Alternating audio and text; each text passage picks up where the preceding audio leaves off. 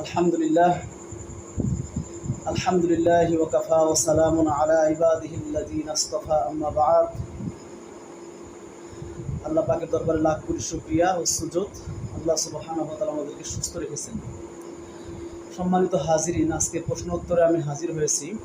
আজকে আমার এক ভাই প্রশ্ন করেছেন যে আমার স্ত্রী আমাকে শর্ত দিয়েছে আর আমি তার শর্ত মেনেও নিয়েছি, কিন্তু কিভাবে তার শর্ত আমি পুরা করব সেটা বুঝে উঠতে পারতেছি না।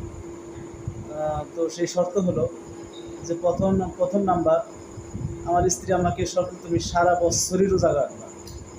এটা আমার স্ত্রী বিয়ের সময় আমাকে বলেছে, যে সে বলছে ঠিক আছে আমি তোমার কথা রাখার চেষ্টা করব। এরপরে বলতেছে যে আপনি আমাকে প্রতিদিন এক খতম করে কোরআন শরীফ পড়ে শোনাইবেন। ঠিক আছে, সেটাও চেষ্টা করব।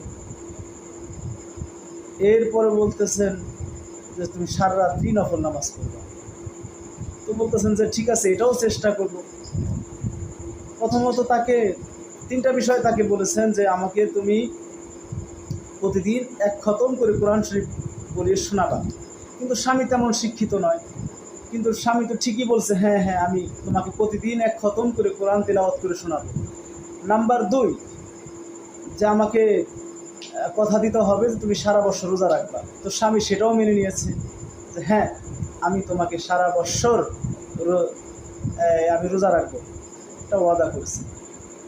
তো এরকম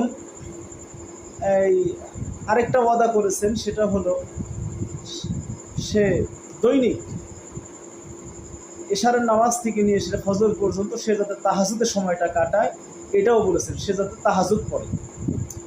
তো স্বামীর এই কথাগুলো, স্ত্রীর এই কথাগুলো তো স্বামী নির্দ্বিধায় মেনে নিয়েছেন। এখন কিন্তু সেটা আর তিনি আদায় করতে পারতেছেন না। তো এখন প্রশ্ন এসেছে, হুজুর আপনি তো হাক্কানি হুজুর, আমাকে এটা একটু সমাধান দিয়ে দেন।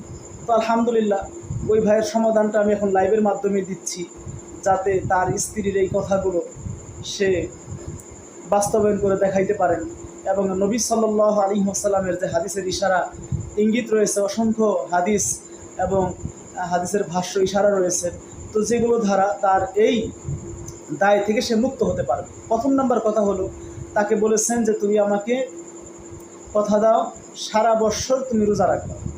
তো সেই প্রসঙ্গে যদি আমরা হাদিসের কিতাবের দিকে তাকাই, নবী সাল্লাল্লাহু আলাইহি ওয়াসাল্লাম বলেছেন মান সামা রমাদান সুম্মা আতবাহু সিত্তাম মিন শাওয়াল কানা কাসিয়ামিদ দাহর।